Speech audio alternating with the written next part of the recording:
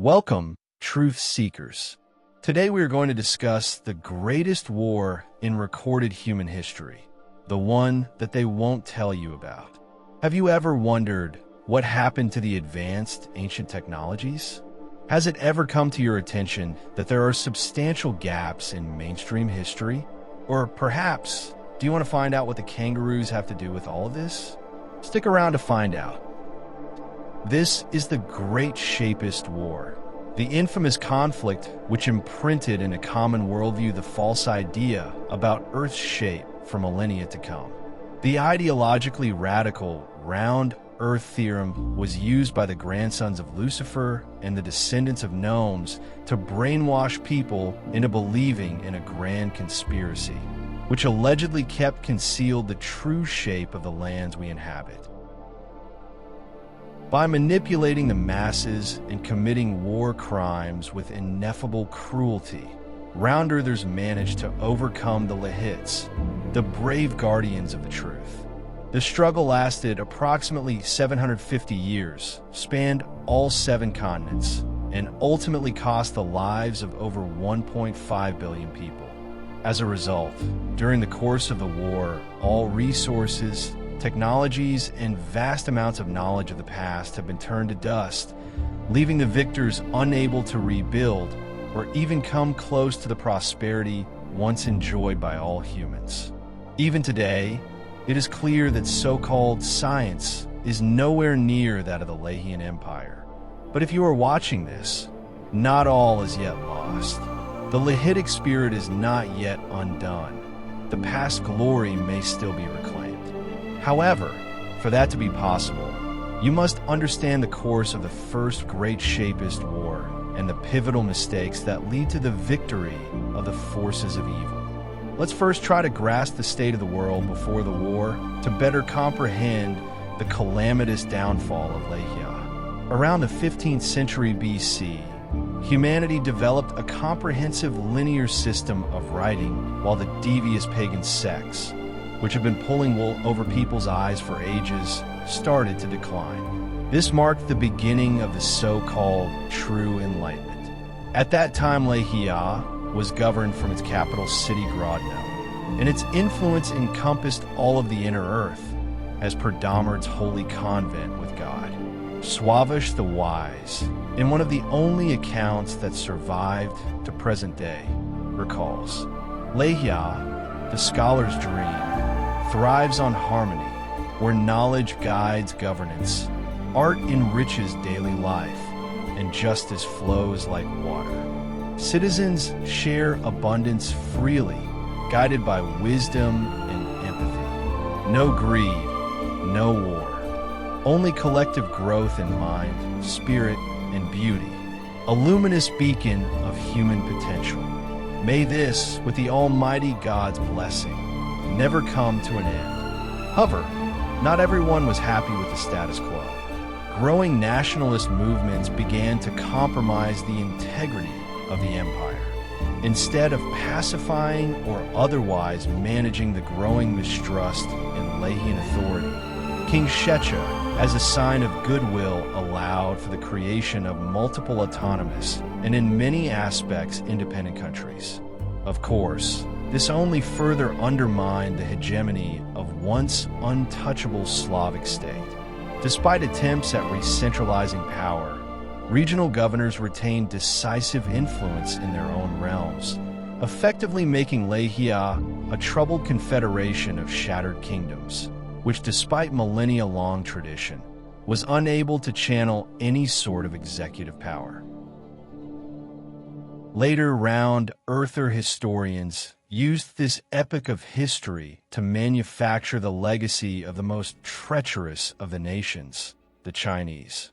This came at a time of rapid changes, as not only was more and more knowledge from the Golden Prosperity era rediscovered, the creation of smaller semi-independent states also allowed for competition and trade, leading to the rise of merchantry and large private domain.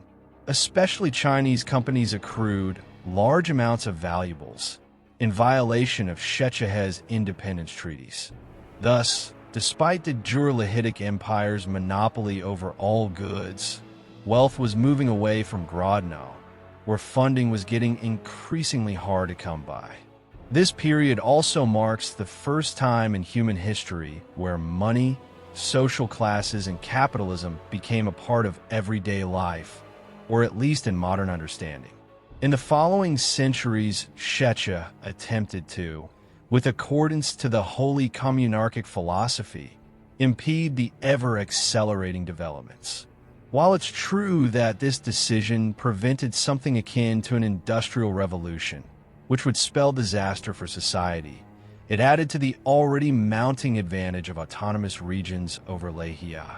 People seeing the ineffectiveness of these policies split into two main factions: true communarchists, who wanted to uphold the ancient ways of organizing the society, and Lechitic accelerationists, who believed that despite capitalist path of development being destined to collapse under its own weight, Lechia should follow it for the sake of strength and the greater good.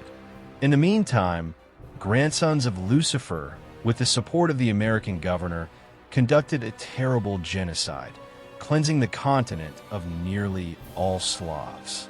In total, it is estimated that due to forced relocation, murder, terror, starvation, etc., the total Slavic population of the Americas dropped from 500 million in 1000 BC to under 10 million in 700 BC. Of which most lived in the directly controlled by Lechia coastal cities or Roman colonies in Brazil. Only after realizing the scale of destruction and suffering brought about by his decisions, Lechia buckled under the pressure. Unable to forgive himself for his failures, he killed himself. In his place, a mysterious, yet extraordinarily powerful mage was elected Wojsław. His reign is remembered for that of neglect, lawlessness, and the diminishing of Lechia's influence on the international stage. In fact, after 250 years of undoing the little progress Lechia managed to achieve, Wojsław was discovered to have been an American spy all along. He secretly helped create Nusra itself and gave away every single national secret to the Round Earthers. After discovering the outrageous truth about Lechia's king, a brave, wise wizard, known as Mędrzec Spodgóry, or Sage from Undermountain, managed to arrest and execute him for his crimes. Surprisingly, this eventually turned out to be a catastrophic blunder, but we will explore the details more thoroughly later. What you need to understand for now is that the decline of Great Lechia was a natural consequence of societal changes that took place during the true Enlightenment, for example, nationalism, quick technological progress, capitalism, as well as the mismanagement of countries' resources, caused by both ignorance and malice. Around 450 BC, the situation in Lechia was at a knife's edge. Even though the execution of the traitor Wojsław was greeted in Lechia with happiness, the political instability led the internal state of the empire to gradually crumble. The revelation that the king, the most important, trusted, and supposedly noble person in the world, is actually in collaboration with satellites, short for satanic elites, caught everyone off guard. Despite the government's best efforts to cover up how wide-reaching this ill conspiracy was, people began to demand answers and explanations. As a result of the disastrous incident, many powerful archons on the Rada, the governing council, resigned. Consequently, the remaining ones had to hastily nominate unprepared and unexperienced wizards. Unsurprisingly, the following sessions of Rada became a complete mess. After the untimely death of the king, the 4-year council was supposed to take place and unanimously elect a new ruler. However, in those new chaotic circumstances, discourse had to be interrupted and postponed over and over again. Thus, the 4-year council was called off 13 times in total, with the entire process taking over a decade. Such was the state of the meetings that all archons basically split up into 3 opposing camps, which would more so quarrel than debate. Among the alliances were the Reds, who wanted to remilitarize Lechia and unite the human race with force, as did the Slavs 10,000 years earlier. Then were the Blues, with young Sanjaya as their leader. They wanted to recreate the empire from the prosperity era. And at last there were the Whites, the group of the elderly. They urged to focus on industrialization, believing in the ethos of the true Enlightenment, nationalism, and superior economic potential of Lechia. Understandably, the interregnum period and the tension it caused were devastating blows to the Lechitic system, ones which, if not solved, would surely result in a complete dissolution of the state. China and America swiftly utilized this welcome opportunity to further expand their dominion over the world's economy. Similarly, the already autonomous districts of the empire began operating basically with full independence, with armies and governments of their own, bound together only by the undersized and understaffed Lechitic garrisons. Scythian ruler, who had previously converted to round-earthism, subsequently attempted to break the status quo by invading its smaller neighbor, the Sarmatians. Thankfully for the empire, the Sarmatians were able to gain the upper ground and overthrow the usurper. Finally, Mędrzec Spodgóry in a de facto coup replaced the Council of Archons with the Council of Mages. The major differences between the two parliaments included an expanded list of members, as well as somewhat limited privileges of the new Rada. Instead of waiting another 4 or more years for the council to reach an agreement, he instead managed to elect Rachimir of Rachibush with a supermajority as the king. Despite this stunning success, it was too little too late to undo the damages caused by years upon years of strife, and Lechia, for the first time in thousands of years, had to prepare for a tremendous conflict. A frantic scramble for allies began, though somewhat thankfully, most of the world's leaders still remained loyal to the flat earth, and gladly joined arms in order to stop the heretic powers of the far east and west. At this point, we should more thoroughly discuss the geopolitical situation of the world around the year 300 BC. The most powerful, albeit barely, was obviously the Lechian Empire. One could deduce by looking at the map that the disconnected lands of the state are a sign of colonization. However, this couldn't be further from the truth. In fact, all of the Asian lands directly under the rule of the empire were largely populated by Slavic people who lived in harmony with the natives. Thanks to those symbiotic relations, Indian and Tungusic autonomy within Lechia was seen as a more favorable solution than the independent, weaker and divided kingdoms or republics. In Africa, however, things weren't as simple. After the failure of the first Afro-Egyptian state, a lot of ethnicities rebelled against the dictatorial rule of the civilization of the Nile. Only after long negotiations was it decided that the Africans of South and East would remain within the Lechian state, while the rest would be ruled in the form of a confederation by the Egyptian pharaoh. Lastly, Antarctica at this point in time was already a frozen wasteland and did not merit any strategical value in times of peace.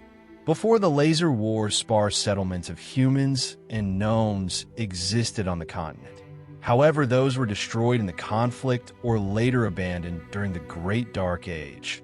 Hence, Lechian control of those lands was based mostly on coastal harbors and ancient laboratories near the dome.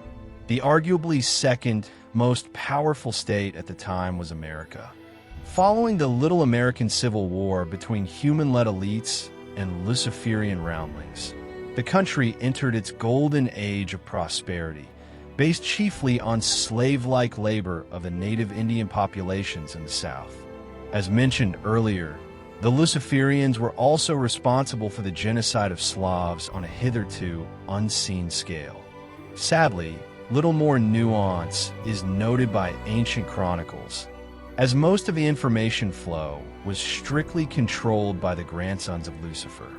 One ancient historian famously noted, "The lands under satanic rule are so vast, Yet, judging by the outgoing news of present affairs, one would assume America to be no more than a vacated shed hidden deep within the forests of history.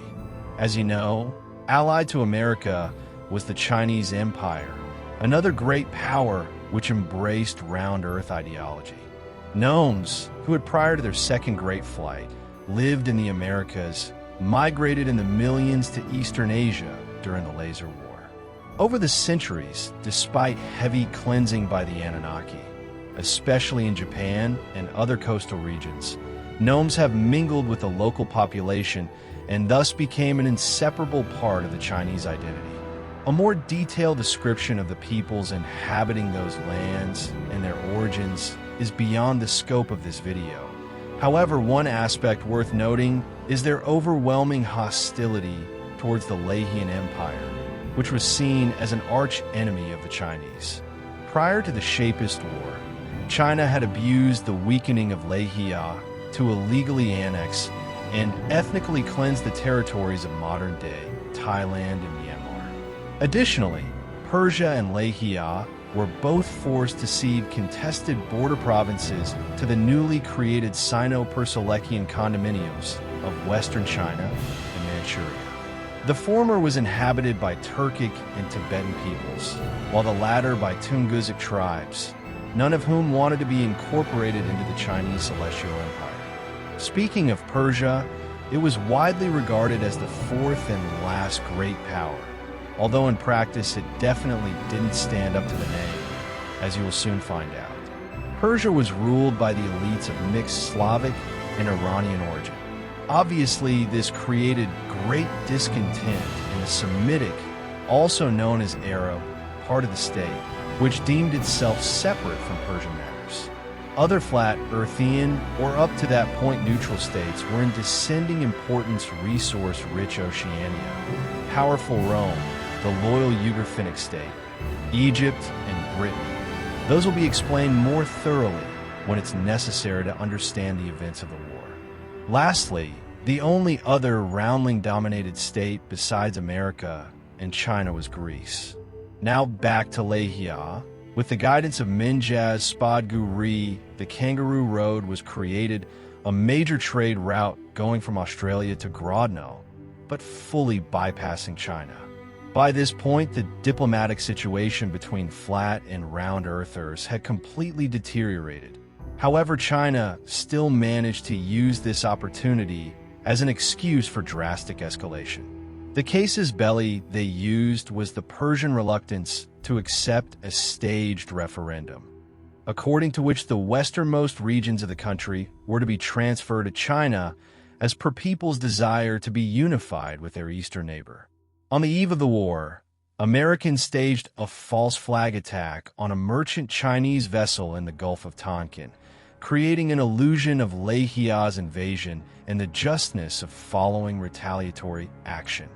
Now let's take a closer look at the state of the world right before the outbreak of the war. In the year 271 BC, the inner disk was inhabited by roughly 1 billion people, almost 300 million of whom lived in the remains of the Lechian Empire, which spanned the terrains of India, South and Eastern Africa, and of course the terrains of Central Eastern Europe, as well as the easternmost part of Northern Asia. As you can see on the graph, the next two most populated countries were China and America, both hostly to Lechia. The rest of the world, except for Greece, remained mostly faithful to the flat earth and condemned the heretic actions of the round earthers. The presented graph clearly shows that at the beginning of the conflict, almost 2/3 of world's population supported the Lechian cause. Additionally, the Kangaroo Road gave flat earthers access to the rich in resources Oceanian mainland. However, roundlings, owing to their more thorough preparations, mind-controlling magic, and better military commanders, namely Sun Tzu, were easily the superior force at the start of the conflict. Historically, the most strategically important resources were alloyed and so-called elephant saliva. Alloyed was primarily used for its incredible durability, which made it perfect for armor, weapons, ships, etc. Unfortunately, in the year 271 BC, there were only a few remaining alloyed mines, as they had been largely exhausted by the ancient Lechians who used them to build the inner dome. This graph shows the approximated percentage of the alloyed deposits that was in the possession of each nation that year. Elephant saliva, on the other hand, was impossible to synthesize even with arcane ancient technologies and didn't occur naturally within the inner disk. Only the Lechitic Empire had access to its source, as they, thanks to the control of Antarctica, were able to use small holes in the inner dome to extract the elephant saliva in the form of vapor and then condense it in special facilities. It was an extremely long process because the holes could only have a radius smaller than 1 millimeter, so as to not jeopardize the integrity of the dome. Therefore, at the beginning of the war, only the reserves accumulated by each country mattered in the grand scheme of things. The following graph shows the percentage of elephants' saliva each country possessed before the war. As you can see, even though Lechia controlled the majority of the world reserves, America and China still had access to sufficient amounts for the war. Elephant saliva, because of its divine origins, could be used to power the laser spears of the Lechitic army. It was also able to sharpen human imagination and cognitive thought, which was extremely helpful in the process of inventing new weapons, tactics, and strategies during the war.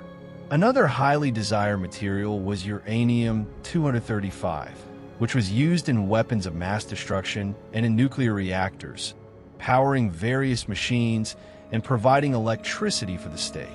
Additionally, as alloy became harder and harder to obtain, people started switching to steel, which was really easy to produce, but required in astronomical quantities because of its inferior quality and reliability. This prompted the Lechians to experiment with another long-forgotten alloy of immense properties, aluch. However, it came into use really late in the war and sadly didn't have enough time to play a major role. Round Earthers planned from the beginning to wage a swift but intense war.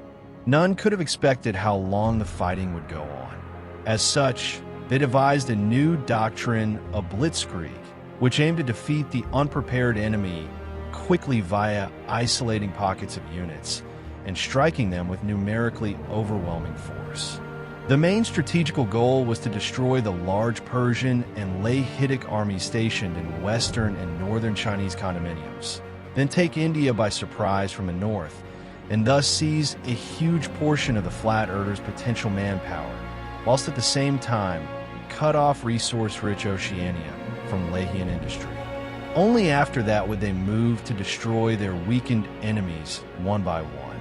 In the meantime, Greece was supposed to act as more of a distraction and, if possible, disrupt Lechitic supply lines and trade routes by advancing on Arabia. Flat Earthers, on the other hand, largely based their strategy on experiences from the laser war. They hoped to drain the already unimpressive resource reserves of their enemies by inflicting maximum casualties with well-dug-in troops. However, this plan was largely compromised by initially inferior equipment and organization, as well as the use of tactical mass destruction weapons by rounders. The disproportion in army quality mainly stemmed from the beliefs of the Lechians, who considered all types of firearms highly disgraceful and inhumane, as they required almost no training in comparison with regular arms such as bows and swords, while also being the preferred weapon of aliens and occultist pagans. Therefore, Lechians limited themselves to crossbows, melee weapons, and on rare occasions, extremely effective laser spears, which were deemed sacred.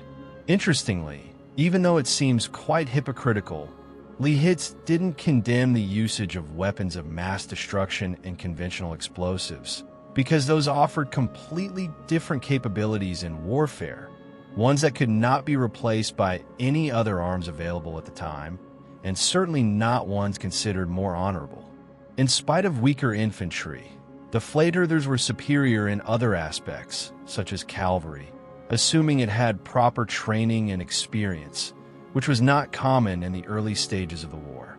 For example, the Ugrafins possessed special cavalry units that used mammoths instead of horses, and thus were much better fitted for Siberia and other polar climates. On top of that, Lechian and Roman Special Air Forces were almost unmatched at the beginning of the war. They consisted of airships, the biggest of which were almost 500 meters long and powered by onboard nuclear reactors. The air fleets were usually supplemented by Pegasi shock units, which could easily counter any anti-air weaponry. And lastly, a critical advantage, often neglected during the Shapist War, was the usage of anti-plasmatic force generators. If you've watched the, as of writing this podcast, unreleased video on astrophysics of the flat Earth, you will know that the plasmatic force is what keeps the sun in its circular orbit above the disk and what bends light in strange ways, as to mimic the horizon as seen on the round Earth. Similarly, an anti-plasmatic force generator repels all photons and other objects with high velocity or energy, shielding people or other assets hidden within the protected zone. Those generators were mainly utilized during the Laser War, since, as one may expect, they are extremely effective against lasers. However, even thousands of years later, they've proven to be irreplaceable, allowing for more bold maneuvers and the accumulation of much larger armies in one place. The Great Shapist War has been divided by historians into four main distinguishable parts. The first 4-year period of the war has been given the name of the Early Mobile War, as both sides were focused on outmaneuvering and encircling the enemy. However, after the flat earthers managed to dig in as they had earlier envisioned, this type of warfare became unfeasible. This marked the beginning of the Frontal War, which lasted considerably longer, reaching the beginning of the 2nd century BC. As such, this time put extreme pressure on societies, draining enormous amounts of resources and manpower, limiting food, technologies, and other amenities of civilian life. During the second phase, both sides suffered tremendous losses, often with little to no major advances. This period is also known for many memorable air battles, as both the faithful and the heretics attempted using various tactics to create a breakthrough in the front line. However, we must address a common misconception at this point. Even though the fighting did occasionally resemble the First World War, known for trench warfare of the Western Front, the Shapist War didn't mimic that style of fighting most of the time, even during its second phase. Battles were more about keeping a grand series of concealed positions which were hidden from bird's eye view as to avoid bombardment, while at the same time providing bases of operation for soldiers who performed repeated sallies and clashed in frequent smaller skirmishes all over the front. Actually, in spite of enormous armies fielded by both sides, the scope of the conflict was so grand that even if trench warfare was to take place, it could realistically only include a tiny portion of the entire front line. And even then, it would generate extreme casualties for both sides. Still, after 76 years of brutal attrition warfare, neither side was able to deploy soldiers on the full length of the front lines any longer. Therefore, the front line stopped really existing and adversaries engaged in battles only for specific strategic points, such as cities, supply lines, harbors, and fortresses. It is because of all the fighting taking places for those particular points that the third phase of the Shapist War got the name the War of Points. It is around that time the Lehites fully realized what catastrophic consequences for the entire humanity Roundling's victory would spell. Rachimir organized a top-priority confidential project which aimed to secretly and safely preserve as much historical records as possible. This effort eventually led to the creation of Amberian archives, or archives of Amberia, which are the primary source of our knowledge of the truth. While detailed events of the War of Points are largely shrouded in mystery, we are sure of one distressing thing. The year 200 AD marked the downfall of Lechia and the occupation of most Slavic lands. It forced the Flaitherders to quit moving in large groups and apply the strategy of guerrilla warfare on a larger scale. For almost 3 centuries of the guerrilla war, the world had witnessed countless hellish atrocities committed by the roundlings on the faithful population of the earth, especially in the more developed regions. The war was so brutal, intense, and devastating that most of human knowledge and development achieved up to that point in time was reversed. Notably, round earthers destroyed 2 of the 3 great bases of Lechia: Atlantis, which hosted all technologies, blueprints, and materials ever created, and the Library of Alexandria, the home of all human written historical and scientific knowledge. The catastrophic destruction brought upon the face of Earth can be easily seen even today just by observing the degenerated state of our modern society. At the end of the Great Shapist War, neither of the sides achieved a total victory, as Lechians lost their empire and civilization, while the Rounders had to abandon the Americas due to the complete disintegration of ruling and administrative structures there that followed the global technological and social turnaround. The continent was not to be rediscovered by the Europeans for the next 1,000 years. Sadly, due to the extermination of Flaitherders and constant oppression, the knowledge of the truth was eradicated from popular beliefs and today remains only in the memory of the few surviving Lechitic truth seekers. Analysis, more detailed events, and the timeline will all be the topics of a follow-up video. For now, spare a thought for the hundreds of millions who have fallen while protecting their families, homes, and most noble of virtues.